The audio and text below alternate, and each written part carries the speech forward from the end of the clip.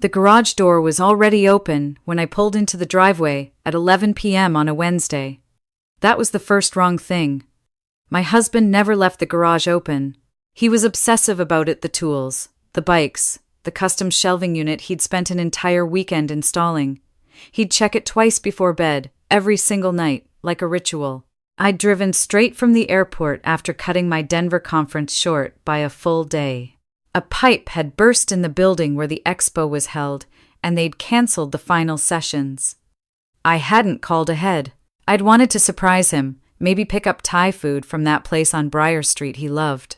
But the Thai place was closed, and now the garage door was open, and the house was dark, except for a warm glow from the second-floor bedroom window.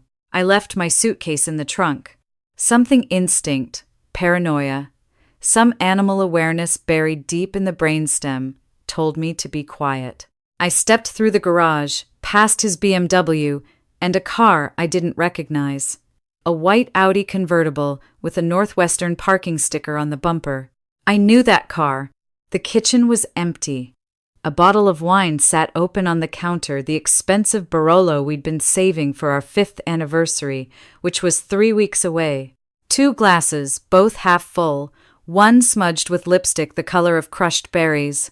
A color I recognized because I'd helped her pick it out at the Nordstrom counter last spring. My best friend, my college roommate, the woman who'd stood beside me at my wedding and cried harder than my own mother. I didn't go upstairs. I stood in my dark kitchen, in my own house, in the suburb of Portland I'd chosen, because the schools were good and the trees were old, and I listened.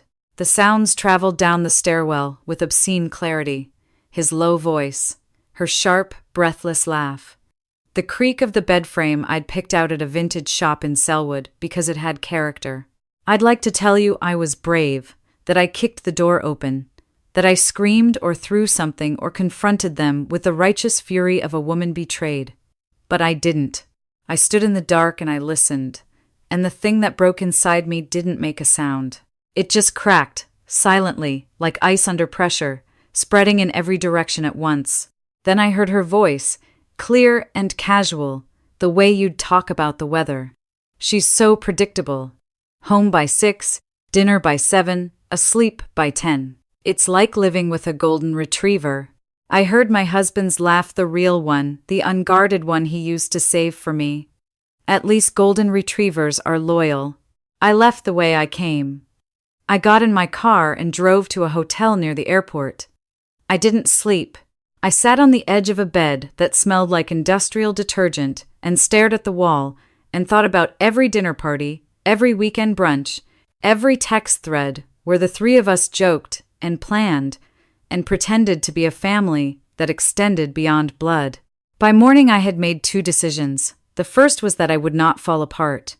The second was that I would need proof not just for a courtroom, but for myself. Because my husband was the kind of man who could look you in the eye and rewrite reality, and I was the kind of woman who used to let him. I went home the next day like nothing had happened. My husband greeted me with coffee and a kiss on the forehead. "You look tired," he said. "Conference was brutal," I told him. He nodded sympathetically. He was good at that. The nodding, the sympathetic tilt of the head. He'd perfected it the way a surgeon perfects a stitch through repetition, not feeling. Over the next 3 days, while he was at work at the investment firm where he was a rising junior partner, I installed 2 small cameras. One in the bedroom, hidden inside the smoke detector I replaced with an identical model that had a pinhole lens. One in his home office, tucked behind a row of books he never read. They synced to a cloud account tied to a new email address, a new password, stored on a phone I bought with cash at a Walmart in Beaverton. On the 4th day, I had what I needed. 3 separate recordings, different days, same woman, same bed, same casual cruelty in the way they talked about me afterward, my cooking, my clothes, my desperate attempts to make our house a home. She called me a project. He called me a phase he'd outgrown. I saved everything in 3 locations.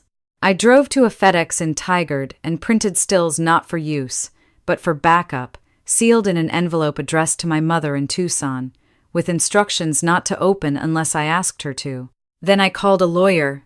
Her name was Patricia Yoon, and she operated out of a glass-walled office in the Pearl District that smelled like espresso and strategy. She was in her 50s, compact, with silver-streaked hair and the kind of gaze that made you feel like she was reading your tax returns through your skin. She came recommended by a colleague's sister who'd survived a divorce that involved a yacht, 3 LLCs, and a husband who'd hidden assets in Belize. I laid everything out. The recordings, the timeline, the prenuptial agreement that my husband had insisted on charmingly over champagne, calling it just a formality, Babe, which contained an infidelity clause that, if triggered, shifted the asset split dramatically in my favor. Patricia reviewed the prenup with a jeweler's eye. "This is solid work," she said, "and by that I mean it's solid for you." He had a lazy lawyer draft this. The infidelity provision is broad and enforceable, but video alone gets you a divorce. It doesn't get you everything. I want everything, I said. She looked at me over her glasses. Then we need to understand what everything actually is.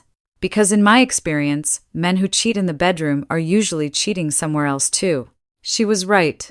The forensic accountant Patricia brought in a quiet, meticulous man named Dennis, who looked like a retired librarian and had the instincts of a bloodhound. Found it within a week. My husband had been siphoning money from a client trust account at his firm. Small amounts at first, then larger, funneled into a private brokerage account under his name, and then into a development project in eastern Oregon. A boutique resort that existed mostly on paper and partly in the ambitions of his business partner, a man named Vic Salerno, who had 2 prior fraud convictions in Nevada that he'd somehow neglected to mention. The resort was a black hole. Money went in. Nothing came out. My husband had poured over $400,000 of stolen client funds into it, and he needed more. That's where I came in. 2 months before I'd caught him, he'd started a campaign. Subtle at first, then more direct. "We should be building wealth together. Your inheritance from your grandmother, it's just sitting in that savings account, losing value to inflation. I know a project, a sure thing." He'd brought my best friend into it too. She had gushed about the resort at brunch, calling it visionary, showing me renders on her phone that looked professionally done. I'd hesitated. The inheritance, $300,000 from my grandmother, who'd sold her bakery in Tucson after 40 years, was sacred to me. It was the only money that was truly mine. My husband knew this. He was counting on it. Now I understood the architecture. He needed my money to plug the hole before his firm's annual audit in October. The affair wasn't separate from the theft. It was part of the same machine. Keep me compliant, keep me trusting, keep her as the cheerful co-conspirator pushing me toward the cliff. Patricia's advice was precise. Don't confront, don't withdraw. Don't change a single visible thing about your routine. You are going to agree to invest. You are going to enthusiastically support this resort. And you are going to let him bury himself while we document every shovel of dirt. I became the wife he wanted. I asked about the resort over dinner with bright, curious eyes. I requested documents, prospectuses, partnership agreements. I told him I'd spoken to my financial advisor, a fictional conversation, and that she thought it was a strong play. His face, when I said those words, the relief, the triumph, the naked greed, disguised as gratitude, I'll never forget it. He hugged me and told me I was the best partner a man could have. I texted Patricia from the bathroom afterward. "He wants the wire transfer by end of month." She replied, "Perfect. Let him want. We need 3 more weeks." It was during those 3 weeks that the unexpected ally appeared. My husband's older sister lived in Seattle. She was a pediatric surgeon, quiet and intense, with a reputation for being the difficult one in the family. My husband described her as cold, jealous, never got over being the unfavorite. I'd met her maybe 4 times in 5 years. We'd exchanged pleasantries, nothing more. She called me on a Tuesday evening. My husband was at a work dinner. Her voice on the phone was clipped, professional. "Samantha, it's Diane, Liam's sister." "I know who you are," I said, confused. "We need to talk, not on the phone." Can you meet me in Portland this weekend? I'll fly down. She wouldn't say more, just, it's about my brother, and you deserve to know. We met at a coffee shop in the Alberta Arts District, a place neither of us had any connection to. She looked like her brother, same dark eyes, same sharp jaw, but where his features arranged themselves into effortless charm, hers were set in a permanent expression of careful assessment. She didn't waste time. Has he asked you for money? For the resort in Bend? I stared at her. How do you know about that? Because he asked me first. She wrapped both hands around her coffee mug. 8 months ago. Told me it was a once-in-a-lifetime opportunity. Showed me the same glossy renders. Introduced me to Vic Salerno over a video call. I nearly bit. Then I had a colleague's husband, he's with the FBI's Financial Crimes Unit, run a background check as a favor. Vic Salerno has been involved in 3 development scams across Nevada and Arizona. Shell companies. Phantom construction. Investor funds that evaporate. The resort in Bend doesn't have permits. It doesn't even have water rights. I told her I already knew. I told her about the cameras, the recordings, the forensic accountant, the stolen client funds. I told her about Patricia and the prenup. I told her about my best friend. She listened without interrupting. When I finished, she set her mug down and said, "Good. I was afraid you didn't know, and I was going to have to convince you." That's the harder conversation. Then she told me the rest. When they were in their 20s, their father had divided his small business, a chain of dry cleaning stores, between them. Equal shares. Within 2 years, my husband had manipulated the books, convinced their father that his sister's management was losing money, and maneuvered her out of her ownership stake entirely. She'd been in residency at the time, working 8 zero-hour weeks, too exhausted to fight. Their parents sided with him. She was dramatic. She didn't understand business. He was the natural leader. She'd rebuilt her life from scratch in Seattle. She hadn't spoken to her parents in 3 years. She saw her brother at holidays, briefly, wearing a mask of cordial detachment that she'd perfected over a decade. "Why now?" I asked. "Because you're the 4th person I know of that he's done this to," she said. An ex-girlfriend in college whose car loan he took out in her name. A former business partner who ended up in bankruptcy. Our mother's retirement account that he borrowed from and never repaid. She leaned forward. "I've been waiting for someone who was willing to fight back. Someone with evidence instead of just a gut feeling and a broken heart." "I have more than a gut feeling," I said. She nodded. "Then, let's make it count." The plan crystallized over the next 2 weeks. Patricia handled the legal architecture. Dennis tracked every dollar. Diane provided the family history, the pattern of behavior, the context that transformed isolated incidents into a documented pattern of fraud and manipulation. My husband, meanwhile, was escalating. The firm's internal audit was 2 weeks out. He needed my money. He started applying pressure, not aggressively, but with the steady, calibrated insistence of a man who believed his own lies. "This could set us up for life," he'd say. "Your grandmother would have wanted you to grow her legacy." He even recruited my best friend to double-team me at a dinner. She was shameless, touching my arm, telling me how brave I was, how this investment would give us freedom, how the 3 of us would look back at this moment as the beginning of everything. I smiled and told them I was ready. The transfer would go through on Friday. On Thursday, I moved my inheritance to a new account at a new bank. The old account showed a pending transfer. Patricia had arranged a technical hold that would bounce after 48 hours, buying us time. On Friday, my husband sent me flowers at work. A card that said, "Here's to our future." I put them in water and then called Diane. "It's time," I said. She was already at the airport. The firm's annual gala was held at a converted warehouse in the Pearl District. It was the event of the year for my husband's world clients, partners, potential investors, the managing board. Everyone who mattered to his career was in one room, holding champagne flutes and pretending to admire the modern art installations. I wore black, simple. No jewelry except my wedding ring, which I'd decided would come off that night. My husband was electric, working the room with the frantic energy of a man who could feel the ground shifting under his feet. The internal audit had begun. He'd received a call that afternoon about discrepancies in the client trust accounts. He was sweating through his charm. My best friend was there too, in a red dress, glued to a tech founder she'd been cultivating as her next opportunity. She'd been distant with my husband lately. Their alliance was fraying under the pressure of his deteriorating finances, and her growing awareness that the resort was never going to make her rich. Diane arrived alone, elegant in navy, drawing curious glances, the elusive sister, rarely seen at these events. She positioned herself near the AV setup at the back of the room, where a friend of Patricia's, a tech consultant, had set up the presentation system. The managing partner gave his annual toast. Accolades were distributed, awards for top performers. Then the screen at the front of the room lit up for what was billed as a special client presentation. I walked to the podium. The room quieted.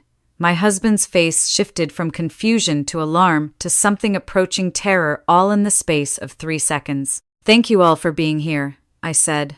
My voice carried clearly through the microphone. I'd practiced this in the mirror for a week, and my hands weren't shaking. "I want to talk about trust. It's the foundation of this firm, the foundation of any partnership." My husband's chair scraped the floor as he half rose. I continued without looking at him.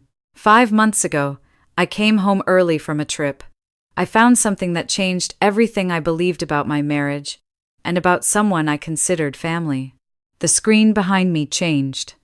Not to the bedroom footage. I'd decided against that, not out of mercy, but because Patricia had explained that public humiliation through intimate recordings could create legal liability for me, and I didn't need it. Instead, the screen showed a timeline. Dates, transactions, account numbers, screenshots of wire transfers from client trust accounts to shell companies, partnership agreements for a resort that had no permits, no water rights, no construction schedule, side by side with the state records showing Vic Salerno's fraud convictions. The room went silent. Not the polite silence of an audience listening, but the airless silence of a room watching a building collapse. My husband was on his feet now, his face white. "This is you can't." The managing partner had already pulled out his phone. I could see him texting furiously. Patricia Yoon stepped through a side door with a young associate carrying a stack of folders. She moved through the crowd with the calm efficiency of a surgeon entering an operating room, handing folders to the managing partner, to the head of compliance, to the general counsel. Each folder contained the forensic accountant's full report, every stolen dollar traced, every shell company mapped, every lie documented. I turned back to the microphone. "I've filed for divorce this afternoon. The prenuptial agreement contains an infidelity clause. My attorneys have evidence satisfying its conditions. I've also provided the relevant financial documentation to this firm's compliance office, and a copy has been forwarded to the Oregon Attorney General's Financial Crimes Division." My husband lunged toward the podium. Security, 2 men who'd been briefed by Patricia's office that morning, stepped in front of him. His voice cracked across the room, ragged and desperate. "She's lying. This is a setup. She's been unstable for months. Ask anyone." "She lost." I didn't flinch. I looked at him, and I felt the last thread of whatever had bound me to this man snap quietly, cleanly, like a surgical cut. "The only thing I lost was time," I said, "but I've stopped losing it now." Diane walked to the podium then. She didn't take the microphone. She didn't need to. She simply stood beside me, his own sister, shoulder to shoulder with his wife, and faced the room. The visual was devastating. Whatever narrative he was constructing about my instability, my irrationality, my hysteria, it disintegrated in the face of his own blood choosing me over him. He looked at her. The betrayal on his face was almost comic, the man who had betrayed everyone, finally understanding what it felt like. My best friend had disappeared. I learned later she'd left through a service entrance within 90 seconds of the timeline appearing on screen. She blocked my number that night. I never spoke to her again. The aftermath moved quickly. The firm terminated my husband the following Monday. The Attorney General opened a formal investigation within the week. Vic Salerno was arrested in Reno on outstanding warrants. My husband's assets were frozen pending the criminal inquiry. The divorce, thanks to the ironclad evidence and the prenup he'd been too arrogant to take seriously, was finalized in 4 months. I kept the house, my inheritance, and 65% of the marital assets. He kept his legal bills. He pled guilty to 3 counts of wire fraud and 1 count of breach of fiduciary duty. The sentence was 30 months at a minimum security facility in Sheridan. His parents posted bail, but stopped taking his calls. After Diane finally sat them down with the full history, the dry cleaning stores, the ex-girlfriend, the retirement account. Their silence, she told me, was the loudest sound she'd ever heard in that house. I sold the Portland house 6 weeks after the divorce was final. I couldn't sleep in it. Every room held a performance I'd given. Every wall had absorbed a lie I'd told myself. The garden, the one thing I'd truly loved about it, I photographed on the last morning. The dogwood I'd planted our first spring heavy with white blossoms. Diane and I had dinner the night before I moved. A small Italian place near her hotel, quiet and warm. She poured wine and raised her glass. To impossible alliances. To honest ones, I said. She studied me over the rim. What now? I'd been thinking about it. The sleepless nights after the gala, the long walks through the neighborhood, the slow, painful process of separating who I was from who he'd needed me to be. All of it had clarified something I couldn't yet articulate. But sitting across from this woman who'd risked her family to help a near stranger, I found the words. When you called me that Tuesday, I said, I was 3 days from giving him everything, not because I believed in the resort, because I didn't believe in myself enough to say no. I thought trusting him was the same as being a good wife. I thought loyalty meant ignoring what was right in front of me. Diane waited. There are women right now tonight, standing in their kitchens, hearing sounds they're trying to explain away. Women whose gut is screaming but whose voice can't get past their throat. Women who have the evidence in their hands and no idea what to do with it. You want to help them, she said. It wasn't a question. I want to build what I needed, I said. Not a hotline, not a pamphlet, a network. Lawyers, accountants, therapists, investigators, people who know what financial abuse looks like, who can help someone protect their assets before it's too late. Emergency funds, safe housing, the practical architecture of getting free. Diane set down her glass. I know 6 surgeons, 4 hospital administrators, and a federal prosecutor who all have ex-wives with stories like yours. She paused. And I have frequent flyer miles that need purpose. We launched the foundation 4 months later. We called it the Threshold Project because every escape starts with a door, and most women just need someone to show them it's unlocked. Diane handled the board. Patricia joined as legal counsel. Dennis offered pro bono forensic accounting for our first 20 cases. A tech executive, whose wife had been our second client, donated office space in a converted firehouse in southeast Portland. I went back to work, not at the corporate firm I'd been at before, but as an independent consultant, choosing my own clients, setting my own hours. I designed a healing garden for the Threshold Project's first safe house native plants. A small water feature, a bench under a Japanese maple where the afternoon light came through like stained glass. I'd sit there sometimes in the early mornings before anyone else arrived, drinking coffee, watching the garden wake up. One morning, about 6 months after the gala, I got an email through my website. A woman in Bend, of all places, had found my name through a friend of a friend. She was writing from a library computer because her husband monitored her phone. She described a pattern I recognized. The charm, the isolation, the financial entanglement, the slow erosion of self-trust. She ended with a sentence that stopped me cold. I don't know who I am anymore, but I know I need to find out. I typed my reply carefully, the way you'd lay the first stones of a new path. I know exactly where you are, I wrote. And I know the way out. It starts with one conversation. I hit send and looked out the window of my new studio. The Portland rain was soft, steady, washing the streets clean. Somewhere across the city, a woman I'd never met was reading my words on a library screen, and something inside her, something that had been frozen, was beginning to thaw. That, I realized, was the real revenge. Not the gala, not the courtroom, not the look on his face when his own sister stood beside me. It was this. The life he tried to reduce to nothing, rebuilt into something that mattered. Not just for me, but for every woman still standing in her dark kitchen, listening, afraid to move. I moved. And I haven't stopped.